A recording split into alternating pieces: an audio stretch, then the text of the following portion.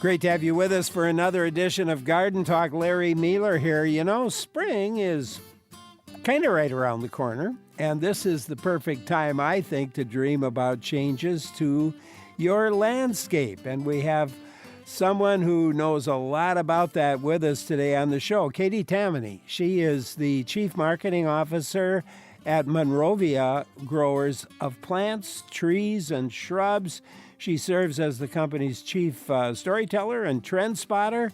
She has more than 25 years of expertise in lifestyle and leisure activities, former editor of Sunset Magazine, and she's a long-time and very avid gardener. She has a specific interest in the connections between garden, art, health, and well-being.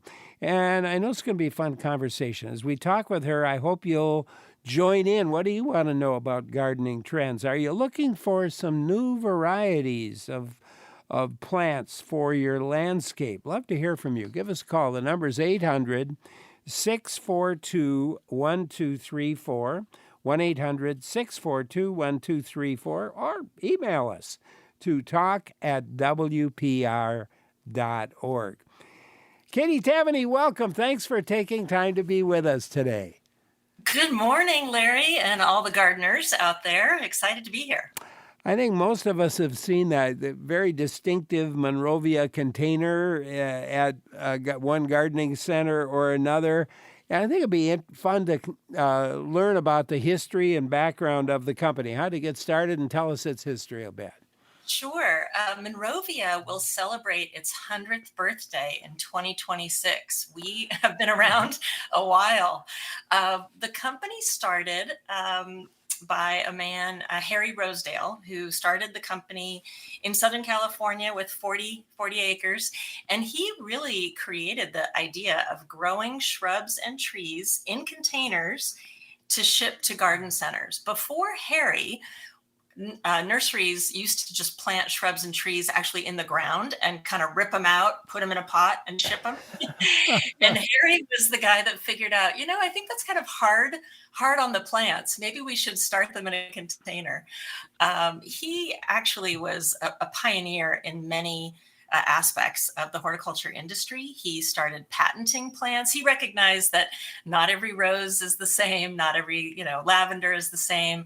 And he sought to grow the best varieties that average gardeners could do really well with. And his other, I think, claim to fame, and it's something that we practice today, is that a healthy plant really starts with healthy roots. And so he invested a lot of research into understanding what really creates healthy roots in the garden, starting with soil. So we custom blend our soils to suit the needs of each plant that we grow. And then we add a beneficial fungus called mycorrhizae that helps the plant's roots establish themselves more quickly in the garden once planted. So he did a lot of research on every aspect of plant growth. And a pretty broad variety of plants that you market and sell. Yes, I think that's one of the more unusual things about Monrovia as a grower. We grow 4,000 varieties, everything from houseplants and annuals to edibles and trees. We work with breeders from around the world. We work with plant explorers, too, from around the world, bringing back plants from North India and China that are climate appropriate for the U.S. And then we discover a lot of new plants actually at our own nurseries. We've got really observant craftsmen who will spot when a plant develops a sport, something in a new color. And we've created actually some really wonderful cultivars from our nurseries through our craftsmen. It's a really cool and locations all over the world in a way, right? Well, yeah, as you were saying. We have nurseries in Oregon, in California, in Georgia, and Connecticut. So we're able to trial and test plants in every climate to make sure that they're going to grow where we ship them. Now, a gardener can't buy directly from Monrovia, but how can they find the plants that we're going to be talking about today?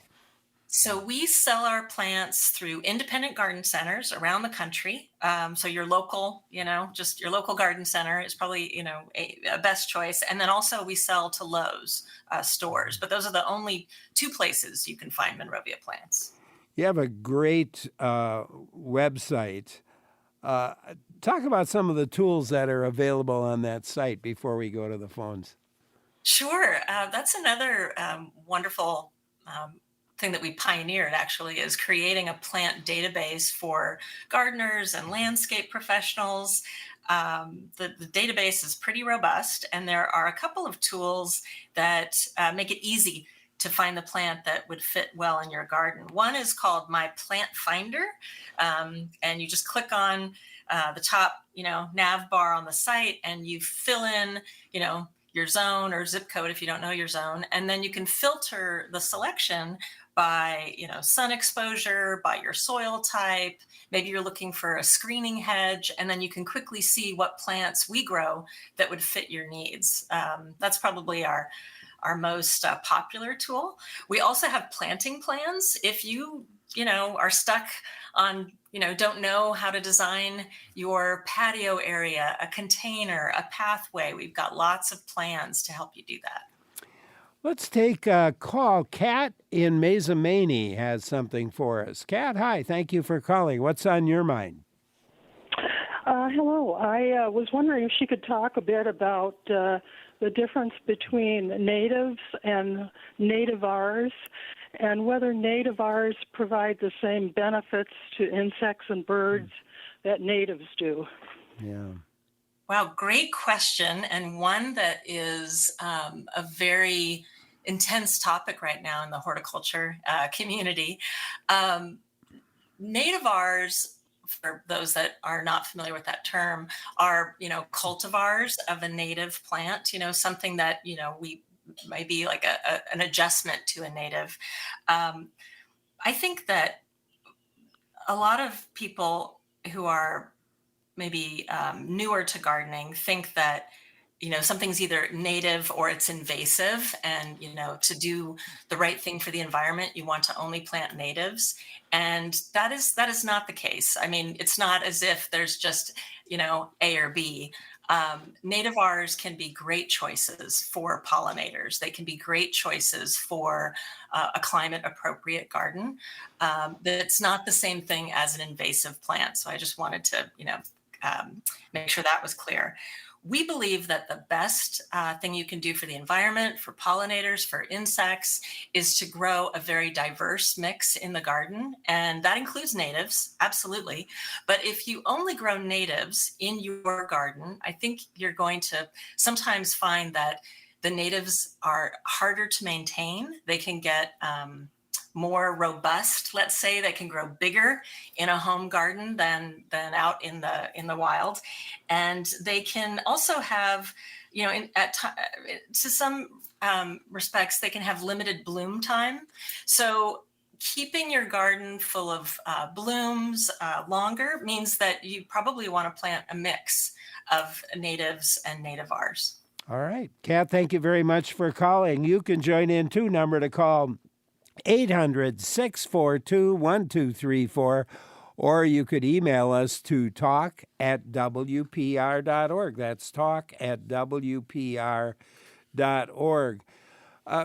In a way, I think our caller was zeroing a little bit on trends, and let's talk about trends for 2025. How do you decide what's trending or know what's trending? Well, Monrovia does a lot of research. We'll start there with homeowners across the U.S. We do a really deep survey every summer, really asking people about their gardening challenges, their wishes, what their problems are that they're trying to solve, what they purchased last year, what they plan to purchase in the future. And then we also do ongoing research throughout the year related to particular plant categories. And then I think some of our trend spotting is based on our team's years of experience, looking at what's out there trending on social media, other types of media, talking to professionals in the industry, and we publish a set of usually 4 or 5 what we see as the leading macro trends for the next year. For 2025, some of the things that we've spotted based on this research are a trend that we call green drenching, where Mm. homeowners are really layering more green in their gardens to create a feeling of calm, to create a relaxing space, and they're wanting to cover fences, let's say, with screening hedges. They're wanting to plant more ferns, more larger leafed plants in the landscape, really using different shades of green to create a feeling of calm. One of the things that we started asking actually during the pandemic was we were asking questions of homeowners, trying to understand, motivations for garden related to wellness. And what we have seen in the last 4 to 5 years is the connection people are making between gardening and de-stressing and feeling positive. That's just growing every year. Last year, gardeners reported 45% of gardeners told us that gardening helps me feel more positive and it takes my mind off of the stress of everyday life, off of, stressful, news. And planting and working outside helps me feel energized and rejuvenated. And that number keeps climbing. When we first asked it 4 to 5 years ago, it was like, 35%. It keeps going up. And that's true for all ages, all levels of gardening. That connection that we're making to, being out in nature and feeling better is just growing. Oh, our guest today, Katie Tammany, the Chief Marketing Officer at Monrovia, taking a look at garden trends for 2025 with her, and also talking about plants. She's got some suggestions and recommendations for some new plants and other plants that they've been working on. I hope you'll join in. The number's 800-642-1234, or email us to talk@wpr.org. I'm Larry Mealer for Garden Talk on WPR News. Thanks for joining in to Garden Talk. Larry Mealer here with my guest, Katie Tammany of Monrovia. She's the Chief Marketing Officer at Monrovia, serves as the company's trend spotter and chief storyteller. So it's great to have her with us. She's lots of gardening experience, and I hope you'll join in with your questions at 800-642-1234 or email to talk@wpr.org. I wanted to talk about that. One of the trends was the modern meadow. Yeah, right. So Explain what that is all about. Sure. So getting back to the question we had earlier about natives and nativars, we've seen an interest in a more natural looking landscape, natural approach to gardening. And, considering the front yard, thinking about making it look more like a meadow, a natural meadow. And so an interest in looking at compact, sort of well-behaved grasses mixed with perennials in the garden gives you, a great pollinator habitat, gives you a more carefree looking front yard. And I'd like to recommend a grass that I think does, particularly well in most areas of Wisconsin, and that's Jazz Little Blue Stem. It's a newer grass for us. It's super hardy, doesn't flop, hardy down to zone 3. The foliage gets this really pretty purple hue in the fall, which makes it a great match for a lot of perennials. And it can take various types of soil, including clay. It's got good drought tolerance once established, which I know drought is an increasing concern for a lot of gardeners that didn't have to deal with it before. It's just a beautiful little grass mixed with perennials such as echinacea. I think it would be a great choice. Oh, wonderful. We had an email. This is a totally different area, but email from Carol in Green Bay, who had a terrible problem with in relating to her hostas. She has slugs are destroying her hostas and did last summer. She has lots of shade, so hostas are ideal, among the ideal. Is there a way to get rid of the slugs, or do you have other suggestions for other kinds of shade plants Hmm. that would work for her. Yeah. Yeah, I hear you. I feel like slugs are the salad buffet for. I mean, the hostas are the salad buffet for slugs often. I would recommend, in terms of slug control, where you are, really going to your local garden center for advice.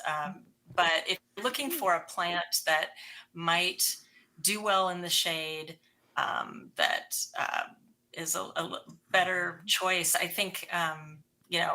Where I am, it's ferns. I'm going to have to do some quick research about what would do well in zone 5 for you in the shade. But the other suggestion I would make is to go on Plant Finder on Monrovia.com and punch in your zone, punch in shade. You're looking for ground cover foliage, and that's a great way to see the choices there. Yeah, we've got a fairly broad range of zonal range. I think it runs from 3B to, let's see, Madison's 5A. I think there's even to 6A. So we've got a fairly good range there. And so, but that's a good idea to go to the website. You can get some very specific, Monrovia website, you can get some pretty specific information. Gary in Madison has a question. Hi, Gary. Hi. For the first time, I'm going to start growing some of my own flowers this year. And I've never done that before, but anyway, somebody told me that I will never get the flowers to be nice and big like I see at the different places that sell flowers, because those growers use something called plugs and not seeds. Is that true? Okay, so Gary's first timer here.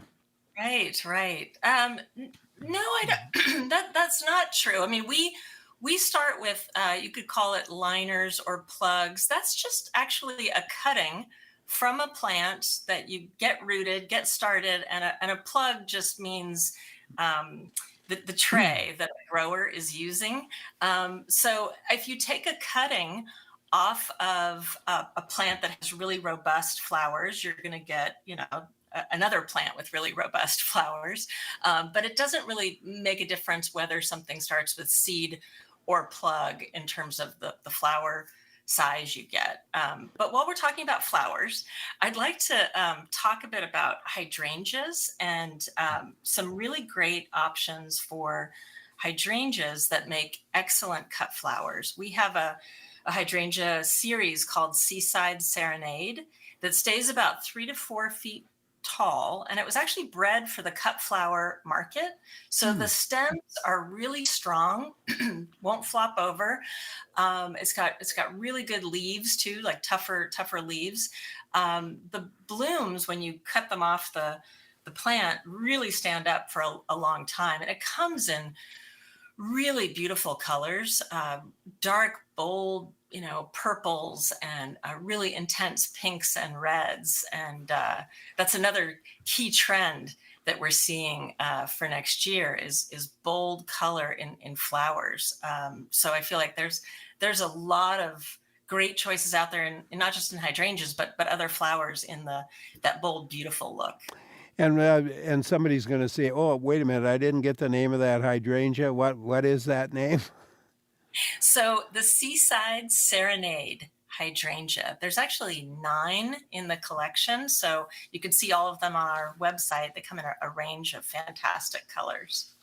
I went online and I looked at those, and they are really beautiful. And Gary, if you wanted to make your own plugs, you could also get flower seeds and start your own seeds indoors and get a head start on it so that they're ready to go later on. Now we'll probably not go into all of that today on the show. But certainly there's a lot of help for that, and getting started with your own seeds. You can certainly do that in your own plug. Make your own plugs if you want to. Thank you very much for calling. Lanny in Shanigan Bay, it's your turn. Hi, Lanny. Hello, how are you? Great, appreciate the call. What's on your mind? Well, I know I'm just a retired gentleman here. I'm originally from Cincinnati, Ohio, and I moved up to Wisconsin because I love it up here. And I just want to comment and to say that, gardening is very healing. That's all I can say is very healing, and it's very optimistic, and it's very cool. So I think gardening is a good way to enjoy your retirement because you can get into other people, you can get into conversations. You don't have to be closed out away from civilization. Gardening is a good open up thing to communicate with other people, I guess is what I'm trying to say. Yeah. You know what I mean? So, it's just real positive, and I enjoy your show, Larry, and I just got finished moving, so I'm trying to settle down from moving, and I'm not going to move anymore. So anyway. Lanny, thank you so much for calling. Well, Katie, I don't think you're going to be arguing with Lanny. No, I love that comment, and I so agree with it. And I think, gardening also feeds your curiosity. It keeps you curious about not just about plants, but other people and ways of doing things. Just constant learning. It is very healing. I love that. I think one of the other trends, Larry, that sort of fits in with that, besides the green drenching I was talking about earlier, is what we call the garden of abundance. The idea that you can plant, your edibles don't have to be in one section of your garden. You can weave in what we call edible perennials, edible shrubs and herbs. You can weave them into the landscape because they're really quite beautiful. And there's a blackberry, for instance, a superlicious blackberry it's a thornless dwarf blackberry, puts on an incredible fireworks show of berries in the summer, stays about 3 to 4 feet tall, and it would be beautiful mixed in as a low hedge with hydrangeas, for instance. And so thinking about mixing in those edibles into the garden so that as you're strolling in the garden, you can reach down for a snack, as you're clipping or pruning your other plants. It's really that's a joyful, really wonderful thing to do. And Lanny, thank you so much for calling. Appreciate it. You can join in too. Number to call 800-642-1234, or you could email us. The email address talk@wpr.org. That's talk@wpr.org. I was really surprised to see a strawberry plant on your list of flowers for the meadow. Oh, yeah, sure. You can plant edibles in the meadow, the modern meadow. It surprised me a little bit. I've forgotten. I think it was an eversweet, wasn't it? Yeah. But I think that idea of growing a diverse range of plants in that modern meadow, massing, maybe you mass a few berries in one part of the meadow, and then you mass some other colorful, you could mass some agastache or some fuchsia, some other perennials. One of the things that we're also seeing with interest in pollinators these days is the real interest in hummingbirds, and attracting hummingbirds to your garden space. We kind of call the hummingbird the glamour pollinator. It's a pollinator that people want to see, visit the garden, and so having a mix of a mass of a flowering perennial of one type with a lot of nectar. That's really good for hummingbirds because they have such a fast metabolism. They want to, sort of poke around one plant and feed for a little bit of time. That's a great thing that you can weave into the modern meadow. And another one, and I'm not sure if you mentioned it yet, was the evolution, the colorific coneflower. And when you mentioned pollinators, I thought of that one. Yeah, so that echinacea is really unusual. It emerges, the flower emerges kind of green and then turns pink and then turns sort of an apricot orange. So you have on one plant, you have multiple hues in the blooms. It stays really nice and robust, doesn't get too tall, doesn't flop over. It's really sturdy. It's a very sturdy echinacea. Beautiful choice. And we've been growing that for for a little bit of time. I thought when you were saying evolution, I also wanted to mention hydrangea early evolution, which is kind of an unusual panicle hydrangea. Blooms super early. You'll get that in spring. You'll get the blooms in spring, and it stays nice and compact. It's only 2 feet tall, and it's just covered in blooms. It gets this really pretty sort of white pink bloom on it. That's been a hydrangea that we've really seen incredible popularity in the last year or so, especially in Wisconsin. And what was that name again? That is called hydrangea early evolution. Hydrangea early evolution. You know, one of the segments or on your website that I really enjoyed was the area of plants that add bold color, and you did mention one earlier, the Seaside Serenade. But Yeah. I was taken with the Panama Red Oh, the coneflower. Yeah. cornflower.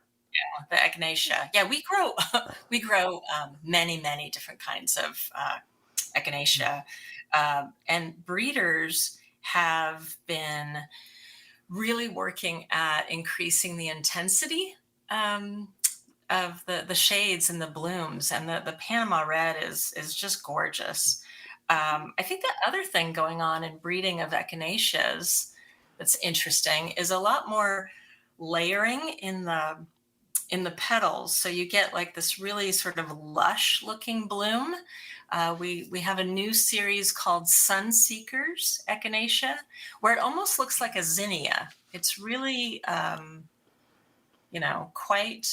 quite lush and bold. So lots of choices out there now. Again, sort of veering toward the echinaceas that stay a little more compact and robust and don't get quite so tall.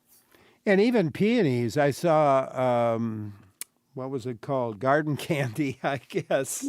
Yeah, the Garden Candy series, you get more than one bloom off of a stem. And with gorgeous colors. You know, a real sort of true red, vibrant pink, but more blooms. And I think that one of the unusual things about the way Monrovia grows peonies is we keep our peonies growing at the nursery for longer, so that when you buy a Monrovia peony, it's going to bloom that first year. Sometimes you'll buy a peony, you have to wait a while, but the first spring that you get a peony from Monrovia, it's going to bloom. And the Garden Candy series, it's really the multiple blooms on one stem that's exciting. And let's go to that other trend that you had mentioned. I did want to go back to it. The Garden of Abundance. Is this about creating and maintaining an entire ecosystem within the garden? Sounds like it. Yeah, and I think as we get into gardening, oftentimes we think of it as our own, just little paradise where we want to have it be productive and beautiful, and we want to see bird life and pollinators come visit. We want it all. That's why it's called the Garden of Abundance. And I want to talk a bit about too some really pretty flowering shrubs in that Garden of Abundance that would be good to mix with some of the other fruit I was referring to earlier. We have a Rose of Sharon series called the Chateau series, and that's another unique option. It's zone 5, and it gets blooms covering the stems, so you get this incredibly florific look in your chateau and in your Rose of Sharon, and it comes in beautiful shades like sort of a lilac color, pink. That would make a great anchor in this Garden of Abundance. I mentioned the blackberry earlier, another great choice. We've got apple trees and of course fig trees. I think our hardiest fig probably goes to zone 6. In terms of the apples, though, I was intrigued by the Fruit Snacks Blushing Delight. Yeah. Describe that, because that sounded like it might fit in kind of a smaller area, well, quote quote smaller, but Yeah, no, that's the idea behind the fruit snack series. What a great name that is for these series of fruit trees. So they're apple trees that grow about 6 to 8 feet tall and stay 2 to 3 feet wide. So you can have several in a pretty small space. They won't get really tall or wide, and they actually have a lot of fruit, and they don't need as much spraying. Too. It's again, a new development in breeding that we're pretty excited about. We just started offering the fruit snack series last year, so they're still in sort of limited supply. But ask your local garden center to order one for you. yeah, I think, what did you say? It's about 2 feet wide is all. It's Yeah, really columnar, and then it gets maybe 10 feet tall. yeah. It's pretty great. It's perfect for our smaller yard spaces. And I think we're interested as we think about growing plants in the future. We're really interested in edibles too, that you can grow in containers that you can really fit into more growth in a smaller space. Gail is on her way up north. Called from the car. Couldn't stay with us, but she called to say she's in Zone 4 Uh-huh. and hasn't been able to overwinter her Shasta daisies. Do you have a suggestion for a variety that might be tougher? I'm just going to do a quick Yeah, go ahead. look at if we want to get some. Shastas should grow in Zone 4. We have one called Shortstop. Shortstop Shasta should do well in Zone 4. I would recommend that, or one called Lemon Puff is another one. Lemon Puff is a little more lush, has the sort of layering of yellow petals. It's tighter and lower. I think that either Lemon Puff or Shortstop might be. What is Shortstop like? Shortstop looks more like, the bloom looks more like a traditional Shasta daisy, but it stays more compact. Oh, Brian in Appleton, we'll give you a chance to join in. Hi, Brian.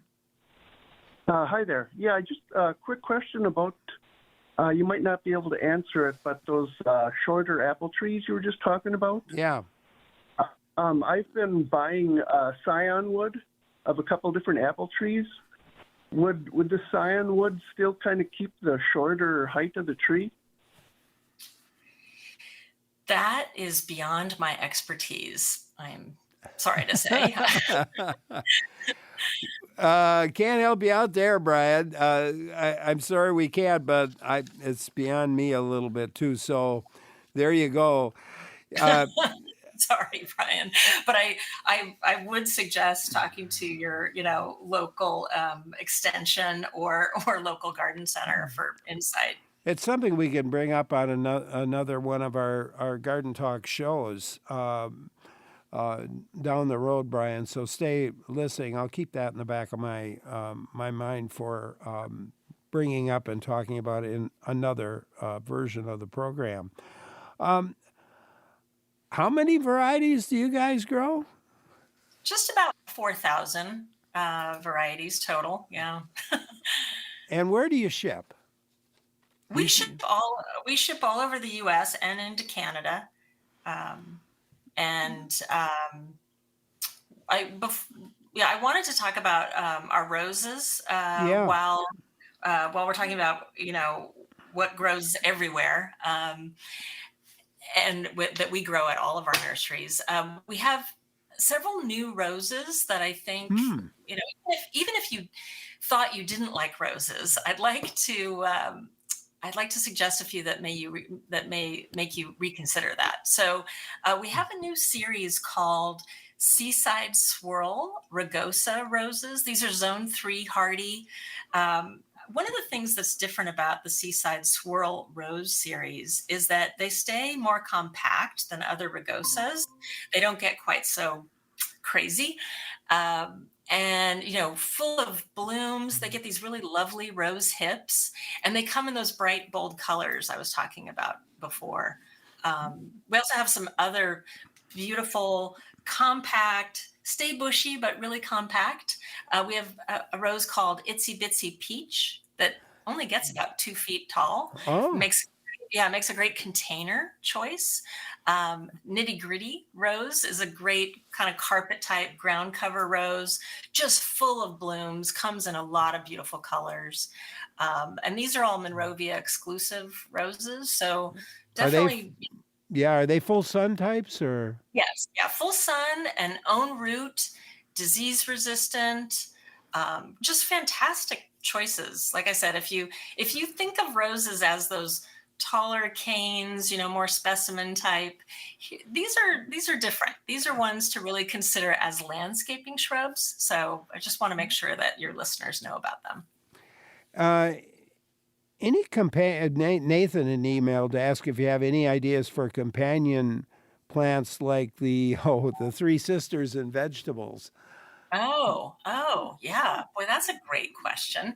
We produce this Shades of Beautiful guide that does give you companion plants in the landscape. I think one of my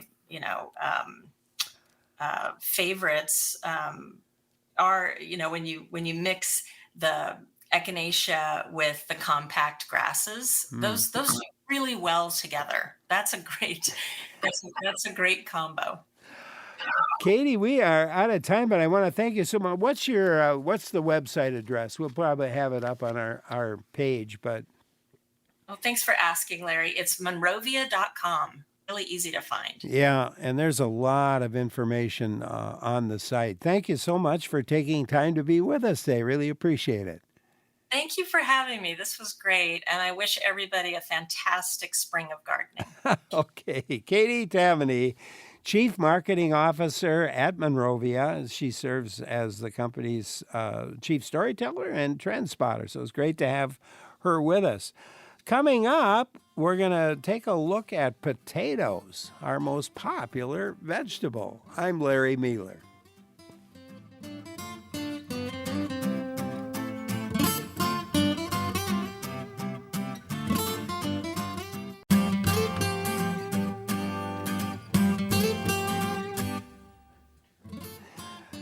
Great to have you along for this edition of Garden Talk. Larry Mealer here. We're going to turn our attention for the next 45 minutes or so to growing potatoes. Pretty easy to do if you know the right steps.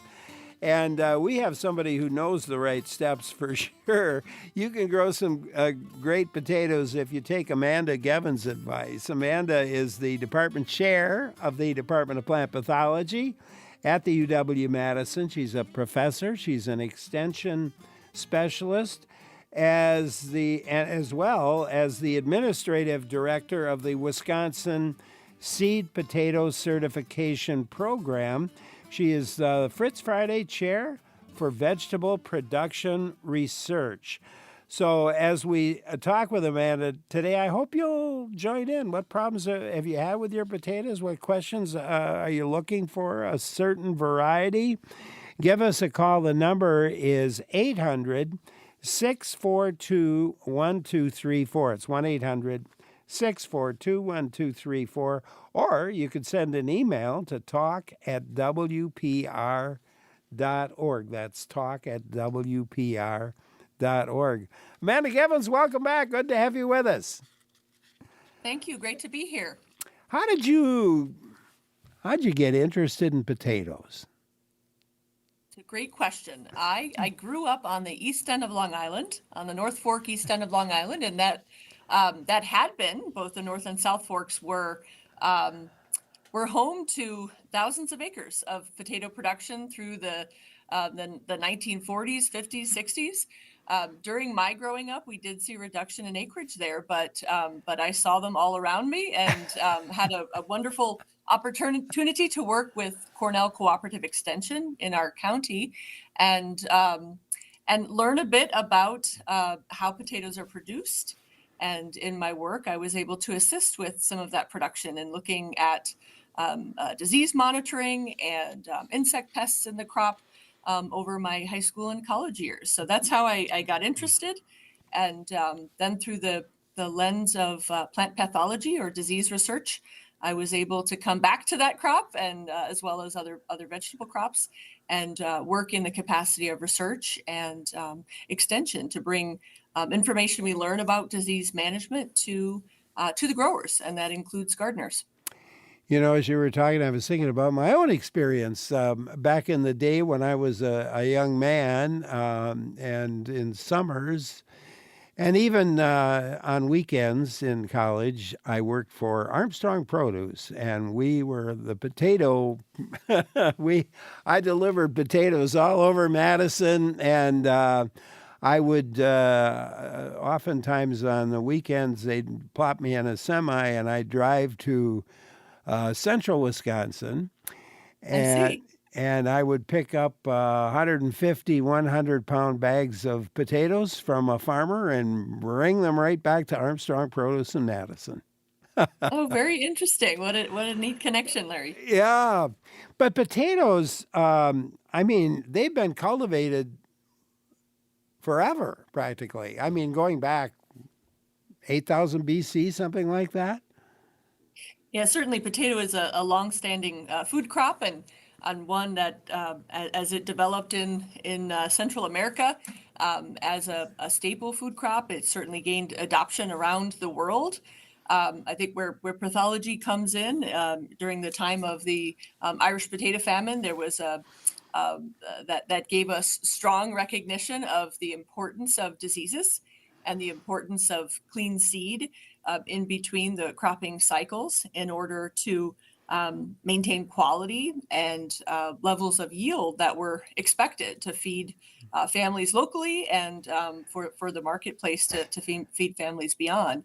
So yeah, certainly the importance of this crop globally has just continued to increase now as one of the top 3 staple food crops across the globe. Yeah. Tom in Friendship has a question for you. Let's go there. Hi, Tom. Hi, good morning. Great show, Larry, as always. Thank you. My question is, I've been growing red potatoes in central Wisconsin. There's a lot of potato fields around here, but I just have a little garden, and I've been getting scabs lately on the potatoes, but I've been holding my potatoes every year like in a root cellar, and I'm thinking this year just to start all over with a different variety or just like maybe red Pontiac. How does that sound?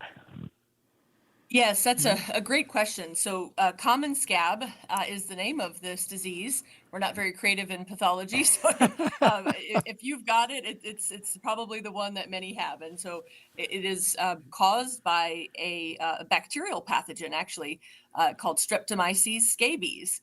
And that is a pathogen that it will accumulate on the seed potatoes, right? So, of course, the potato tubers that you harvest in one season, some of those, it sounds like you've been holding over and using as your seed in the next cycle. And in doing that, one of the downsides of that, a couple of things happen with that. But one of them is you do begin to accumulate pathogen, right? And so common scab as a pathogen is in the soil. It's among the microbes that give us that lovely soil smell when we first turn over the soil in the spring. That those are streptomycetes that do that and make that smell. But if you note that a portion of those streptomycetes can be pathogenic to potato. So what to do? Many red varieties have susceptibility to common scab. But it sounds like your idea of maybe thinking of a different cultivar choice would be a good one. But I do think going back to buying some stock seed potatoes from a garden center where those potatoes that are sold as seed have a certification. And while the common scab pathogen is not one that we certify for in particular, it is a disease to be managed, and it's one that's managed very well by our seed potato producers here in Wisconsin and in other states. But I think that's the place to do it, is to limit that inoculum that you're putting back in the soil when you're planting. And so, yeah, get some new seed. If you want to choose a different red cultivar, I think that's a good thing to do. But other things you can do is make sure that you're watering evenly throughout the growing cycle. Once your tubers are beginning to form, that's typically a month and a half after your planting, you'll start to form tubers. And it's from that point forward that you really want to make sure you're watering potatoes uniformly and don't let them get a real dry spell. If they have one of those dry spells, that's often a time at which we'll see more onset of common scab. And so keep that soil at a comfortable moisture level for potatoes. Don't let them get too dry.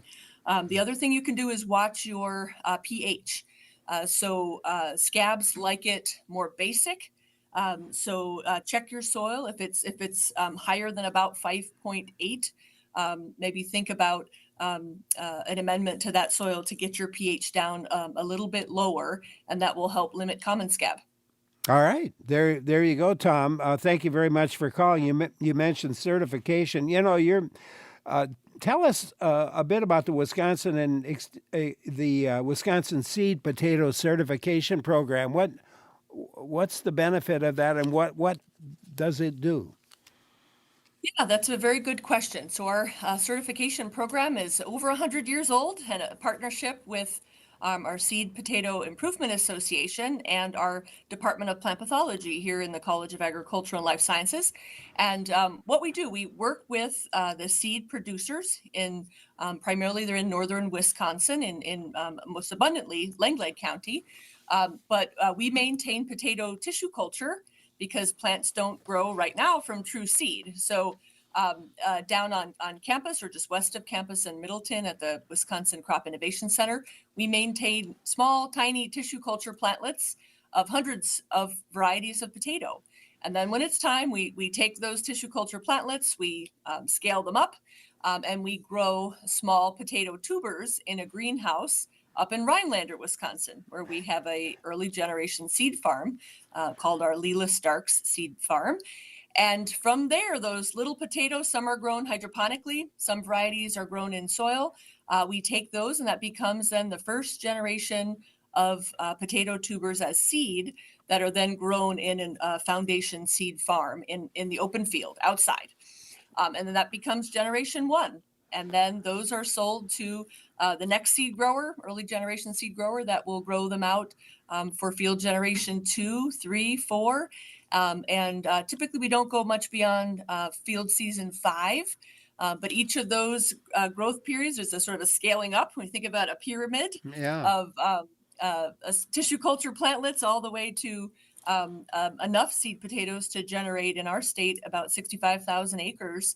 But nonetheless, so that the process then is to observe those potato plants grown in field for our commercial seed potato growers. And we have field inspections, and then we have post-harvest testing. We have a subset of seed that actually travels all the way to Hawaii.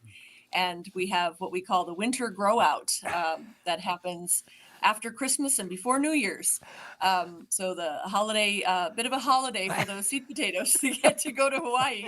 And we have a look at them there. They grow more rapidly. We can have a look to make sure that those plants don't have virus or other diseases or varietal mixtures that could concern the lot of seed.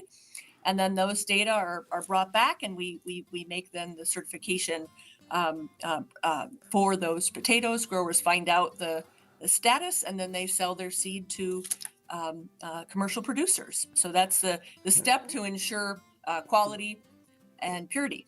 I'm glad I asked that question because it's really, really a wonderful, wonderful program. And we can talk some more about that, but I want to get into how the home grower can do a good job with their potatoes as well. And we'll get to that. Amanda Gevins, Department Chair in the Plant Pathology Department at UW-Madison, Professor and Extension Specialist.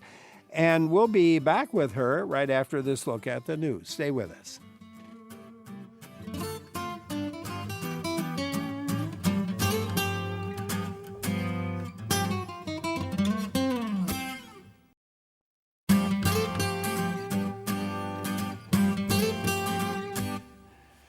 Great to have you along for this edition of Garden Talk. Larry Mealer here, talking about growing potatoes on Garden Talk today with our guest Amanda Gevins, who is department chair of the Department of Plant Pathology at UW-Madison, professor and extension specialist, as well as administrative director of the Wisconsin Seed Potato Certification Program.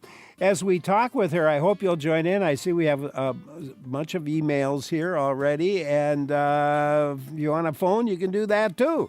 Number is 800-642-1234. That's 1-800-642-1234. Amanda, over the news break, I was thinking about John Schaineman. John Schaineman, UW professor of horticulture, developed a production and management program for russet Burbank potatoes in Wisconsin, and that became the leading variety of potatoes grown in our state. I remember interviewing John once, and he used to go around to restaurants, and if they advertised Idaho baking potatoes, he would always order it, but then he'd find out that they were really Burbanks, and he would tell them that they should be not promoting something that they weren't really serving, and that Wisconsin potatoes obviously were just as good. Russet Burbanks are still grown for processing here in our state and in many states here in the United States. What are the favorite? That's all in way of just asking you. What are the varieties here that are doing well and growing in the state? Yeah, that's a good question. The still for our fresh market or direct market sales, we still we do see some bakers, and there are russet types, typically not russet Burbank in the fresh market space, but varieties like russet Norcota or Gold Rush are common cultivars that we see for the fresh market. In that space, reds are still popular. But what's gaining are sales of yellows, right? And so sort of mid-sized or sort of creamer-sized yellows or mixes, right? Where you get smaller potatoes that might be yellow, purple, red in a blend. And those types of smaller potatoes are continuing to gain in popularity. And some of the reasoning there is that they're easier to prepare. They take less time to cook up when families are busy. And so we do see those varieties taking a bit more of a lead in the marketplace. But here in our state, we also have substantial commercial production for round white potatoes to make chips, right? So there are a lot of growers that contract with potato chippers. And so in my work in dealing with a commercial setting, we have many calls at times for questions in the chip variety space. Yeah. Let's think about home growers. I was... Yeah. Did you see the movie The Martian? I did see it. And that was a fun movie because Matt Damon, as I think is Mark Watney or something like that, was stuck on Mars, but he had some potatoes, and so that's how he lived, by growing potatoes on Mars, so to speak. And if you can grow them on Mars, I guess we can grow them here in Wisconsin, and we do grow a lot. We can. Of them. Much more hospitable conditions, yes. Much more hospitable. In your mind, how easy is it to grow potatoes? It's in our part of the country, it is easier. So potatoes do like cooler weather, and so we have some of that here. They like fertile soil, slightly acidic soils between 5.8 and 6.5 pH. At time of planting, they like to see 45 to 55 degrees Fahrenheit in our soils. And we typically see this in mid to late April. Some home gardeners like to wait until May. In fact, some even wait until June before planting potatoes. And that can be a way of avoiding things like Colorado potato beetles that may come and chew on the foliage.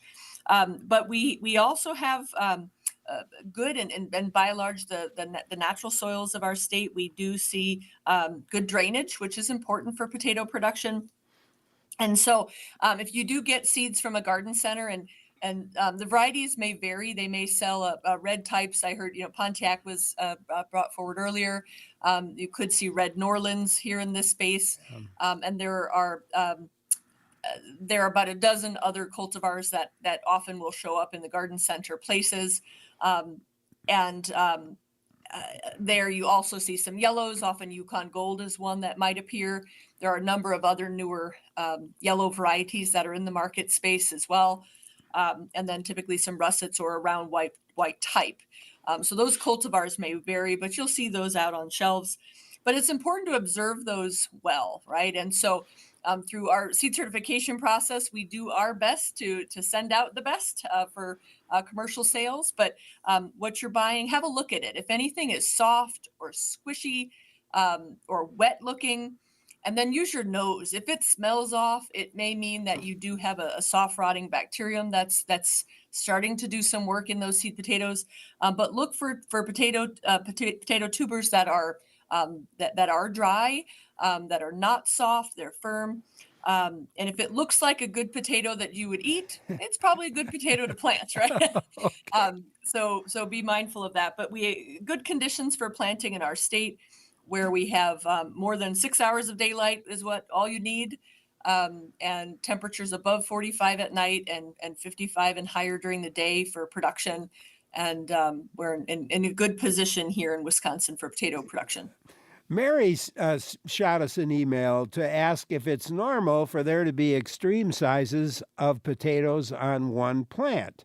She gets a couple huge, medium, and small. She'll get a few big ones, she'll get medium ones, she'll get small ones on her plants. And if this is not normal, what should she be doing? Yeah, it is normal. So some varieties are determinate and some are indeterminate. And so that means some potato plant will just continue to set new tubers. And so some will size up as new potatoes are setting on. And others will sort of make one set of potatoes, and then they all get bigger over time as a group. And so in that case, you would see less differentiation between the sizes.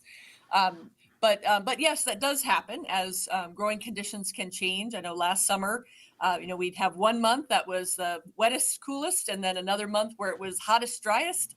And those conditions are a bit rough on potatoes. And so I like to say that potato tubers have a great memory, like elephants, right? They seem to hang on to that weather, and we see them responding, and sometimes they respond even later than the occurrence of that weather. But when it comes to tubers, yes, if as those plants are sending resources to the potato tubers to size up or to bulk, as we call it, that can vary with the prevailing environmental conditions that we're experiencing and the health of the plant. And so maintaining a good watering schedule and a nutritional or a feed schedule for those plants is important. Potato plants do use a lot of fertility in their production to make potatoes. And so, making sure you're providing them with an adequate amount of fertility and water is important for them to produce more consistently. Jean from Milwaukee emailed. She saw something about using stacked milk crates for growing potatoes. You know anything about this method? Yeah, not specifically about that. I've heard of stacked old tires and all other kinds of container systems, but I think you can grow potatoes in anything, right? So I think the system, as long as, again, you have good drainage and a good depth. So when you plant seed potatoes, whether it's a whole potato or you cut it into pieces, you'll want to make sure they're about 4 to 6 inches deep in the soil. And then once that plant starts to form, be sure that whatever that system is, there's enough room where you can make a hill or a mound of soil over the top of that plant. And that will help. Again, it helps produce tubers that then don't have exposure to the sunlight, which will turn them green. But also make sure you have enough space. So the tubers typically set on right underneath the plant itself and downward in that hill. And so If there's any limitation in soil space that's underneath that plant, they need at least a foot to 18 inches to set their tubers. They can kind of position them, and they tend to position tubers and the true roots right around the water supply.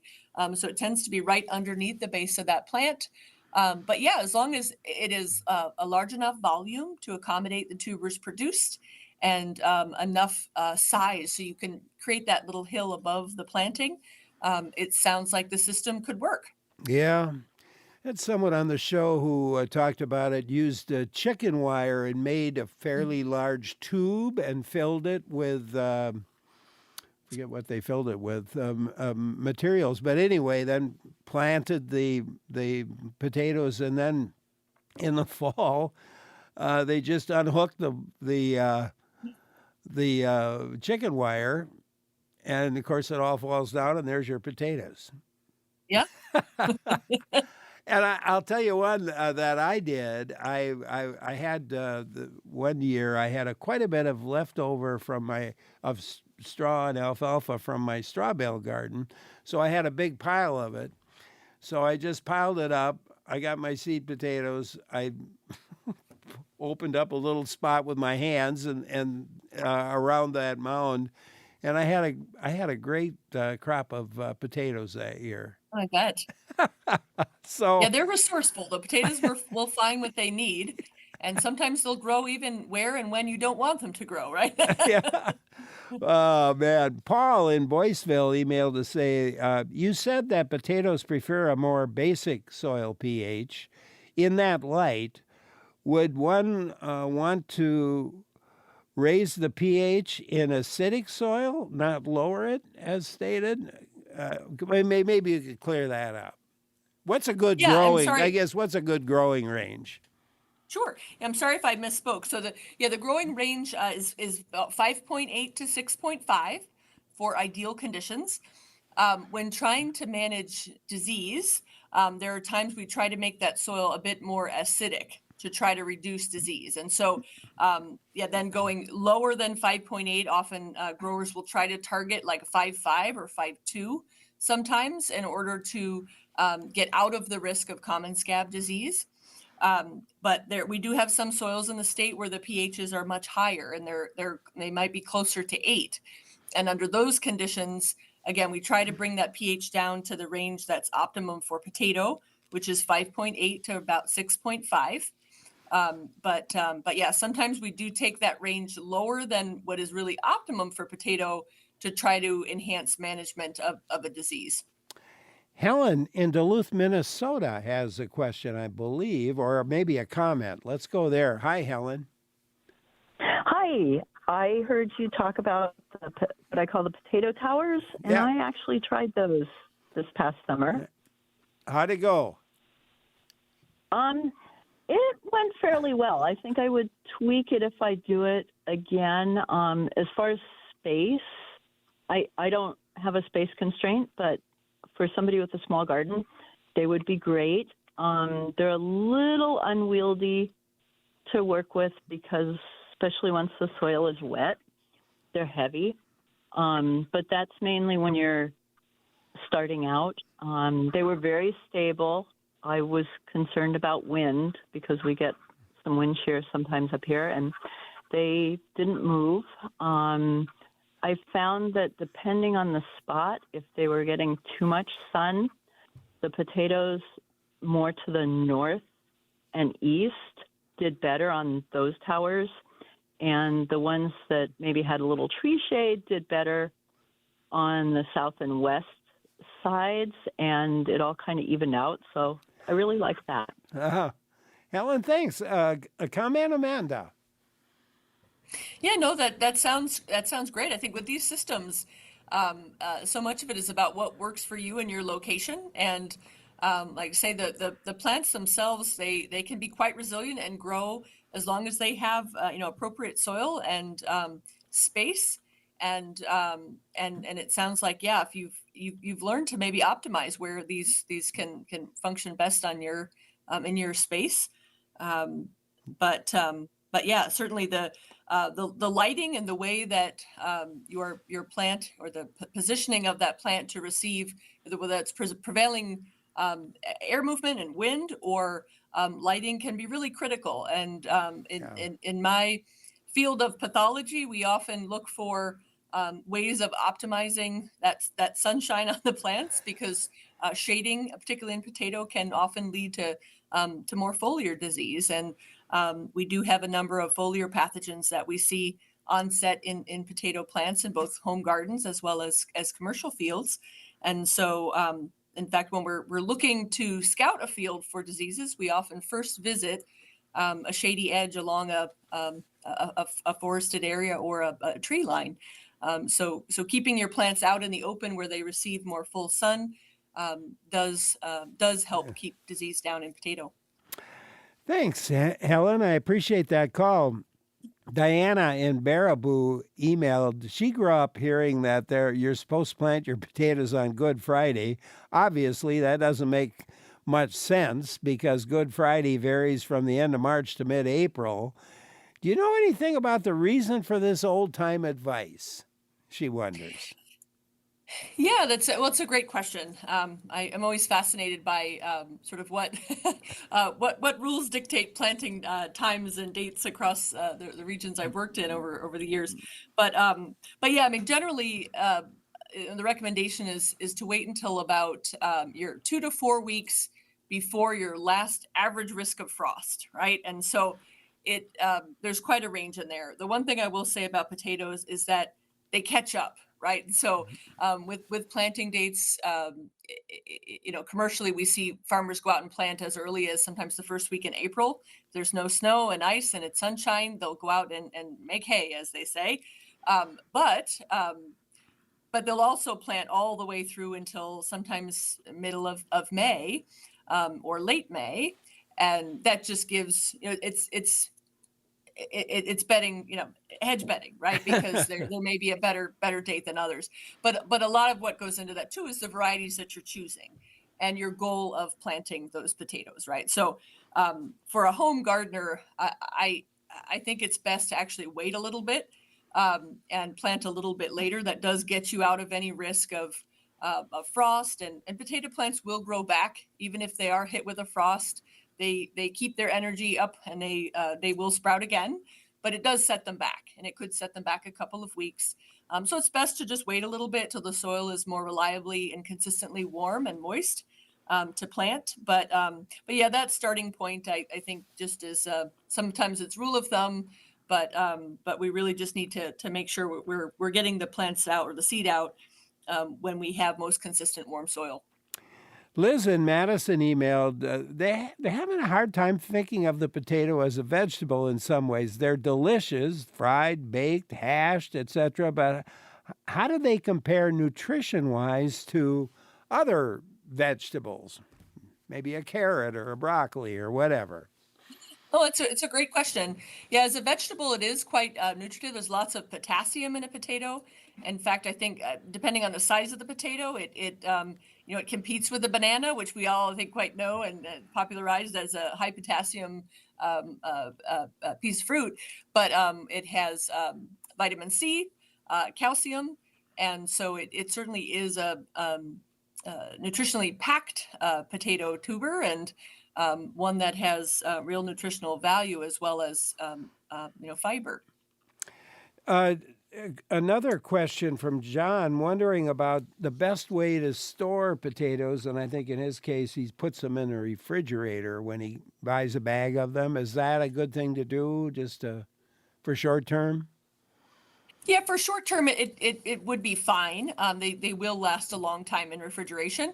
To maintain the sort of optimum quality and flavor, a dark, cool place like a basement or a cellar or a closet can be even better.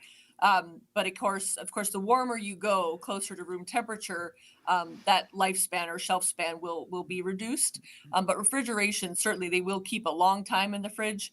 The sugars change, so the way that potato might taste if you are connoisseur of potatoes, you might taste a difference. I know when I store potatoes in the refrigerator, you can notice that they'll be a little sweeter.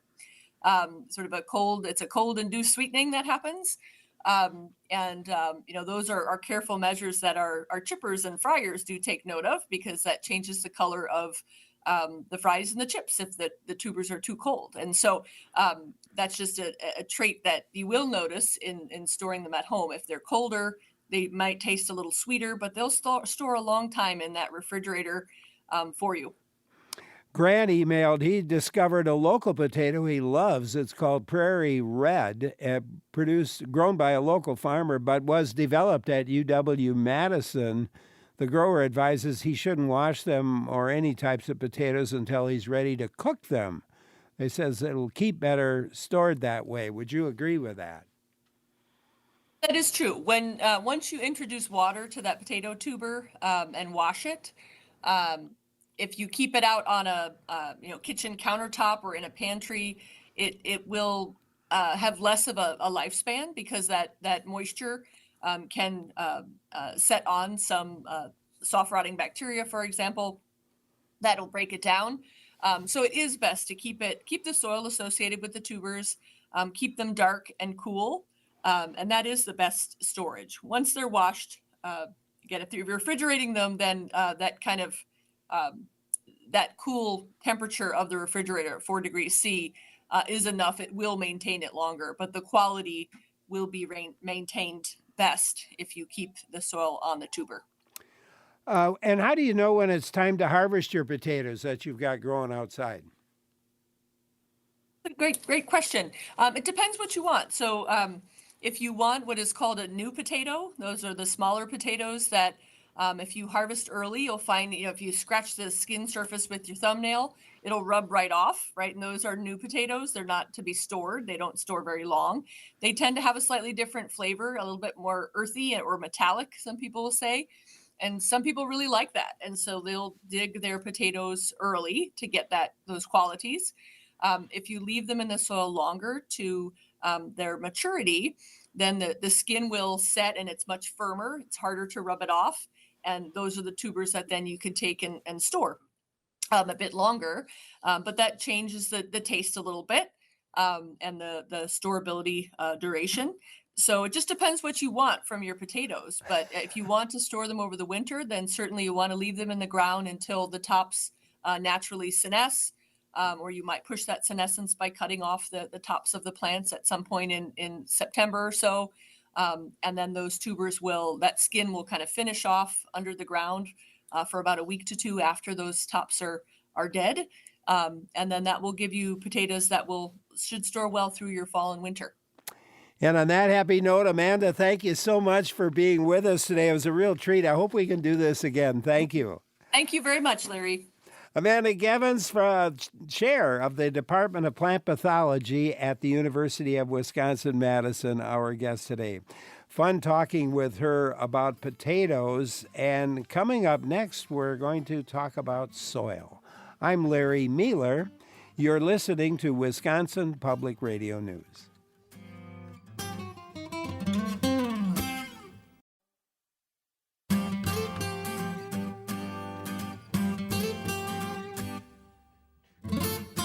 Great to have you along for Garden Talk today. As gardeners, we tend to focus on what's above the ground and not the soil or plants not the soil or plants live in. Next up, we're going to talk about why soil is so important with our guest. Brian Scherenbrock is an associate professor of soil science in the Soil and Waste Resources Department of the College of Natural Resources at the UW Stevens Point. So we'll talk with him about soil. Brian Scherenbrock, welcome. Thank you for taking time to be with us. Hi, thanks for having me. It's a pleasure to be on. I listen to the show quite regularly, and I'm really happy to be on and talk a little bit about soils. Well, I tell you what, as a matter of fact, it was great. You sent us an email and said, we're in your experience, gardeners forget often about soil. Mm-hmm. Yeah, they sure do. I think it tends to be one of these very important subjects, but also quite complex. But there are a lot of simple things that we can do to manage soil quality and work with the soils to help grow our plants, and also provide and support the other functions that soils also give us. So, let's get everybody started on the same page. How do you define soil? Oh, that's a great question. So first off, I would say that soil is not dirt. So I do distinguish soil from dirt, and there's some things that I think are important when we consider a definition of soil. First is that it's a natural living being. It's composed of organic matter, but it also has this mineral component of sand, silt, and clay. It has air. It has water. It is very complex, which is another thing that I use to define it. It has physical, chemical, and biological properties, and all of these things are working together to provide very important functions for us, like water storage and cleaning, like a habitat for soil organisms, even the buildings and infrastructure. It recycles all of our waste. It modifies our atmosphere, and of course, we grow our plants in it, and that's probably the most relevant for your audience. Other things when we think about a definition of soil that I point out is it's really the interface between all of the water, the air, the rocks, and the living organisms on our planet. And it's not just this static interface, it's dynamic, meaning that it changes over time, it changes across space, it changes with depth. And then the last thing I always like to emphasize this in a definition of soil is that it's fragile. I think that's something that folks will forget. It's underneath our feet. We're walking on it all the time, and we think it's this resource that we can do whatever to, and it's just going to continue providing the services. But that's really not the case. We can damage soil quality in a matter of seconds by driving on it at the wrong time, and that can take thousands of years to repair. So that's my definition of soil. I know it's a little bit long-winded, but it's definitely not dirt. It's well, so what's dirt? So for me, it really depends on the person. So for me, there's very few things I would consider dirt, but dirt is more of a nuisance. So even the stuff that's underneath my fingernails, I appreciate it. Supporting life, I don't mind it. I consider the distinction being something that's a nuisance. How'd you get interested in soil, by the way? Yeah. So I started off as more of a plant person. I still am a plant person. I have degrees in forestry, and I study tree and soil interactions. But I started digging some soil pits and looking at soils. Particularly, this was up in the Upper Michigan, underneath some of those old growth forests, northern hardwood hemlocks, and saw these spectacular soil horizons where they have this accumulation of iron and aluminum, and so much so that it cements up, and then so much that cementing works with the forest and creating these restrictive layers, and that works to make the trees tip over. And this really cool, complex feedback loop was kind of presented to me, and I after that I was hooked. And I just can't stop digging holes. I dig them all the time, and yeah, every time you dig a hole, you get to go back thousands and sometimes even millions of years in history, and really put together the landscape. So it's just amazing for me. As you were talking about that and your definition of soil, I was thinking of a great soil scientist from the University of Wisconsin, Francis Hole. Oh, yeah. Yep. And he would teach his classes. He'd take his violin to his class. Would. Yep. And so this is what sandy soil sounds like, and this is what Antigo silt loam sounds like. And just the varying notes and tones within the music kind of gives you, as you were explaining that, I was thinking about his playing and how that kind of worked for me. Yeah. I don't know, Larry, do you know the Antigo song?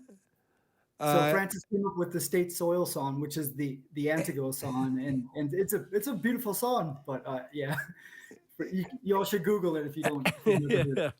His home, actually, where he lived, his life here at the UW, he's passed the course along a bit, is only a block behind my own house. So I walk by it pretty much Oh, oh wow. That's every great. day and think about him. He's a pretty cool guy.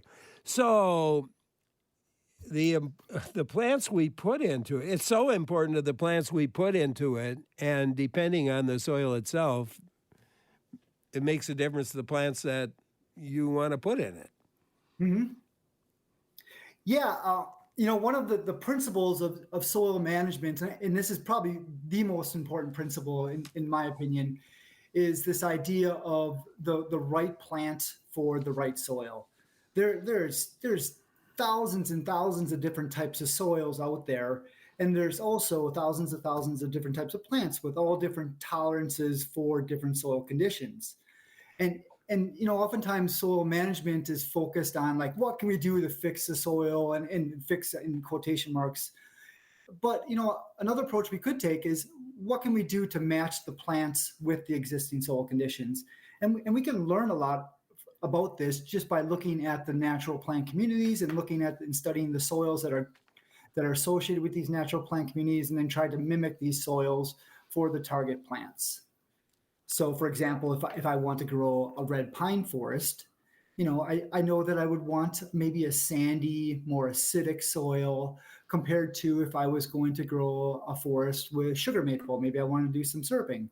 Well, then I would maybe want to have a more fine textured soil, a layer with maybe some clay accumulation, a little bit more fertility. So I think a lot can be done by understanding the plant and soil relationships. Yeah. A lot of that came up in our segment of our program with Neil DeBow. Many people were talking.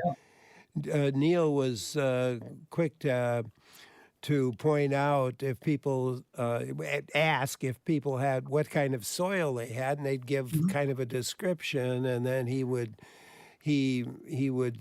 sometimes disagree with them based on what they said, but mostly he would say, well, you can't grow these plants here. Mm-hmm.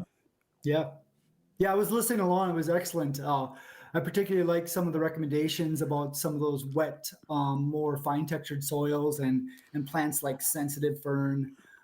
That's just excellent advice. I mean, why work against these soil conditions? Instead, we can embrace the plants that are going to really succeed in those environments. Yeah, absolutely. Brian Scherenbrock, our guest today. Associate Professor of Soil Science at UW Stevens Point. We're talking about soils and plants and their relationships. Maybe you've got a question maybe about plants that might or might not work in your soil, or maybe you have a question about the soil itself, or a little more about an individual type of soil that you do have.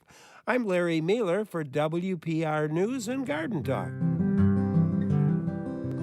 Antigo, with soil to know, Wisconsin's crops and livestock grow, and forests too on Antigo, and forests too on Antigo.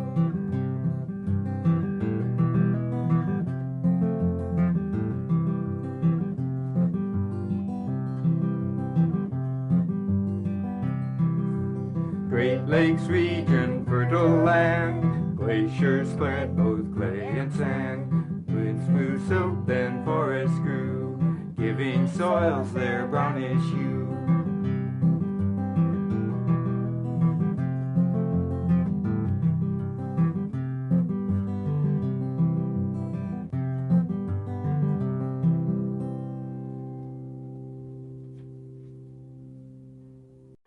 Talking soil and the plants and their relationship with our guest, Brian Scherenbrock, Associate Professor of Soil Science at UW Stevens Point. Great to have him with us.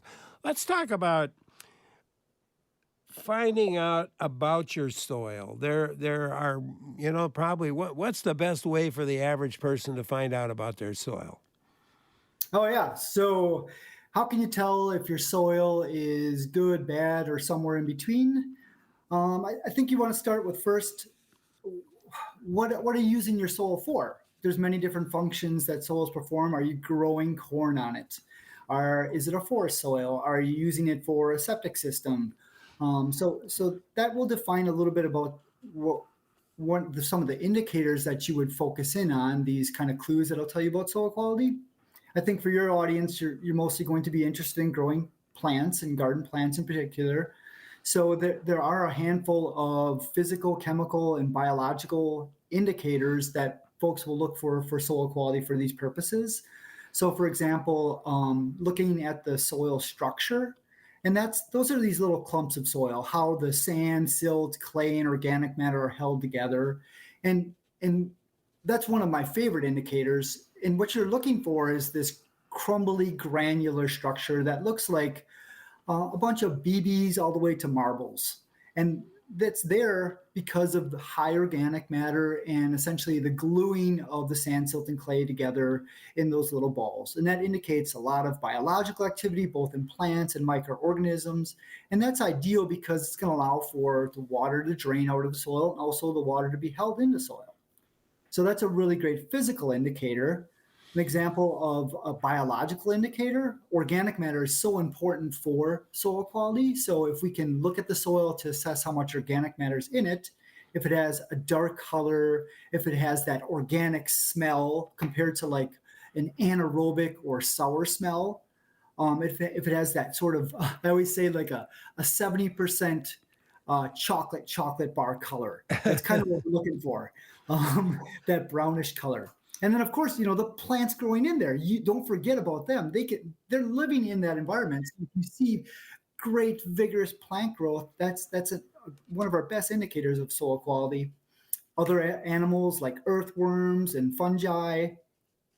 And sometimes we have chemical indicators. Those tend to be a little bit more difficult to assess. And oftentimes folks will collect soil samples and then send them off a laboratory for that. But there are some simple tests like assessing the soil pH, which you can do from things like garden kits that can give you some loose approximations about your soil acidity, alkalinity. We have Dean in Iron River with a question. Let's go there. Hi, Dean. Thank you for calling. Dean, are you there? Yes, I am. Good afternoon. I had a question. I'm growing pumpkins up in Iron River. I'm just wondering, somebody told me like pumpkins grow better in like a sandier content soil, or I don't know what that means, but was wondering if you had anything to say about that. So I don't know a lot about pumpkins in particular and soil preferences. What kind of soil do you have? Are you aware? Is it more of a sandy soil? It's not very sandy. It's very thick. It's right near like a wetland, and It's been farmed for decades by my father, but I've taken it over, and so it's sort of very moist, low. I don't know how to talk about. Yeah, have you tried growing pumpkins on it so far? Yeah, I have, and I've gotten a pretty good crop this year. I'm just wondering whether or not I can make it better. So yeah, they do prefer a more drained soil, which is why folks will say the sandier soils. And if you do have a higher water table, one of the things that you could look to do is maybe mound it up a little bit. So take some of that soil and create, a 1, 2, 3 foot mound. That's actually how I grow my pumpkins as well too, just because of that drainage issue. You could add a little bit of organic matter if your soil looks light in color. Applying a little compost might be a good strategy for that. Yeah, for sure. But I like the idea of hilling for sure. That will make a difference, I would think, Dean. Mm-hmm. Give it a shot. Let's go to Karen in Black River. Hi, Karen. Hi. I have a barnyard area, and I have this one area where it has had a lot of manure on it in past years, but it's been a while. The soil is just super dark, rich black, but it's a pretty big section, maybe 20 by 30, and it's wet all the time, like constantly. I'm just wondering if there's a way to figure out if there's a spring or something underneath there. How would So how would you go about determining if there's a spring or something under that area?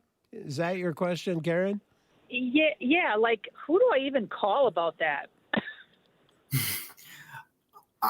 when you look outside of the manure affected area, what does that area look like? Oh, that's Does it just look all well to me? dry and sandy, and Yep. the rest of the barnyard's all nice and clean and sandy, and Yeah. and there hasn't been manure on that area for many years, but it's just and every place else is dry.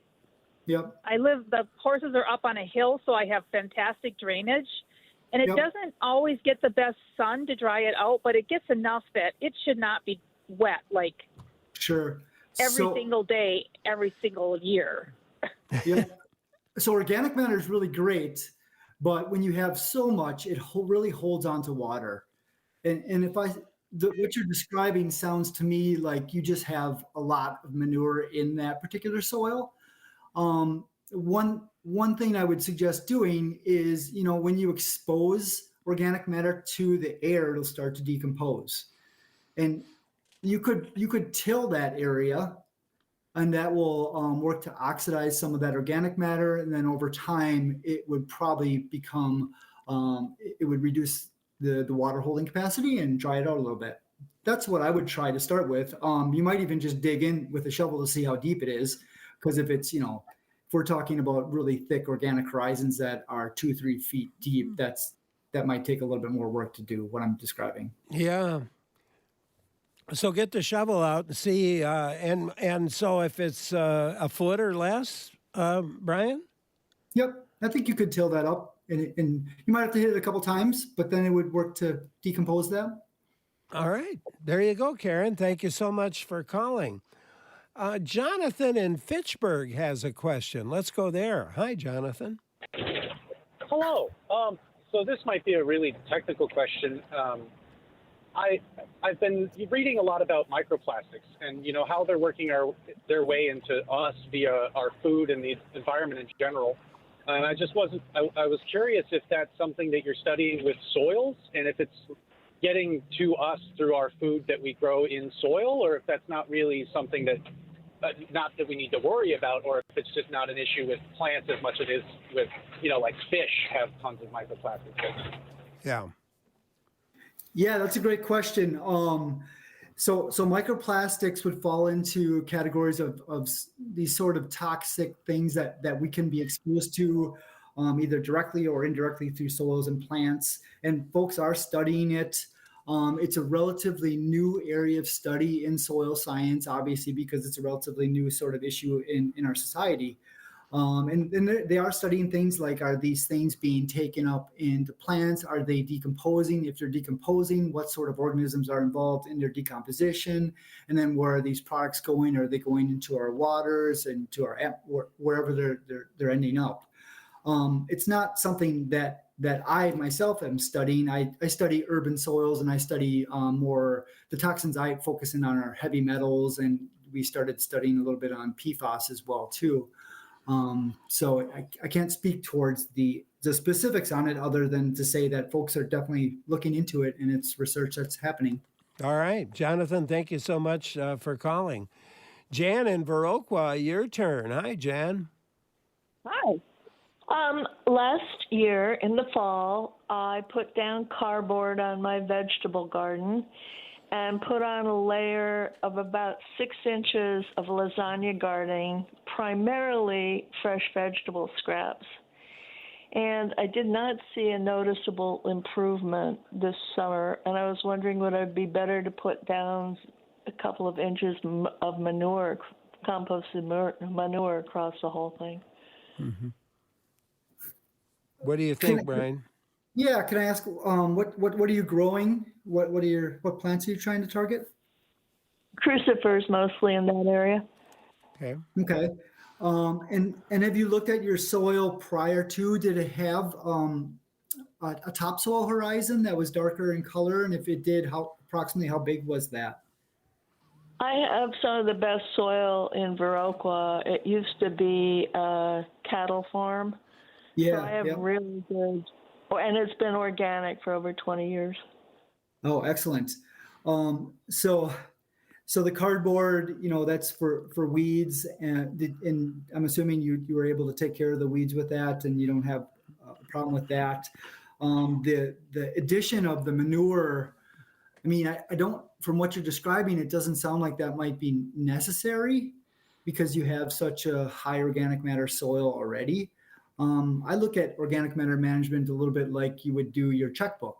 Consider like the outputs, and that would be the nutrients that are associated with the plants that are being taken out, and the inputs would be like my income and the incoming organic matter that might be the plants left on site, or if we do had to add something to it.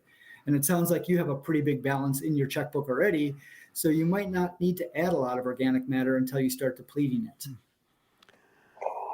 So do a little depleting before you do a little adding there. Maybe because if you keep adding it, you could run into a situation like the previous or a couple callers ago where you have this really high organic matter that can hold on to a little bit too much water, maybe not as strong as a medium in terms of its support. So we want to target about 5 to 10% maximum organic matter in most mineral soils for plants. Thinking about that, Lori emailed that she has jumping worms and they left the soil looking like coffee grounds and hard to get rid of the worms. Anything she can do to improve the soil. Of course, if you do that, you just keep the worms coming. Yeah.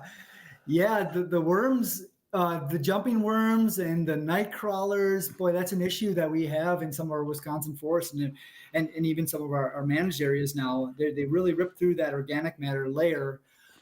There's some active research looking at things like charcoal, and because they can be irritants for the earthworms. I would certainly continue to add the organic matter because you don't want that all depleted. One thing that if it's not a really large area, you can use extractants. So one of the ways that we study earthworms is by using mustard powder. So we mix up mustard powder with water and we pour that on soil, and it's an irritant for their skin, but it's not a very dangerous one for the environment. And they'll come up, and then you could gather them physically and remove them from a site if it's not a large area. Other ways that you can get them out of the soil is vibrations. So sounding rods, folks will put in the ground and pound it and put them up, or gather them on wet periods. So if it's a large area, then that's a different story. It's really hard to get them out. Yeah. It is indeed. I like that mustard idea, though. I hadn't heard that. Oh yeah, it's cool. When we teach kids about soil quality, earthworms are so charismatic. And when a bunch of kids are standing around, we pour some mustard liquid on a soil and they see all the worms coming up. Oh, they go crazy. And so do the adults, especially the soil scientist adults like myself. And you're talking about dry mustard like we got in our kitchens. Oh, yeah. Yep. You want to it's better to do the spicier, the better. It's the compound, the glucosinolate in the mustard powder itself is the irritant. Yep. Well, this has been interesting and fun, Brian. I thank you so much for taking time to be with us today. Maybe we can do this again down the road. Thank you. Oh, yeah. Thank you very much. I'd love to do it again and appreciate the time. And thank you for having me on the show. Our guest, Brian Scherenbrock. And I tell you what, I think our technical director today, Jeff Robbins, dug up a copy of the Anago Silt Loam song, so we can go out on that. I want to thank you all for listening. Brian, of course, again, associate professor at UW Stevens Point in the Department of Soil Science. Great to have him with us. And I mentioned, along with Jeff Robbins, Lee Rayburn's our other technical director, Clara Neipert, Joel Patnut, our producers, Jill Nador, our executive producer, our director, and I'm Larry Mealer. Thanks for listening, and let's listen to a couple of seconds of the Anago Silt Loam song.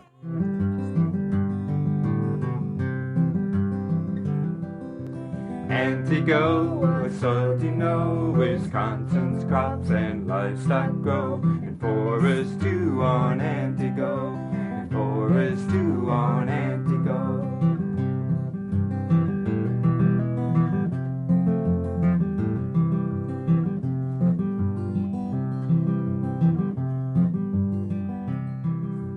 Great Lakes region, fertile land.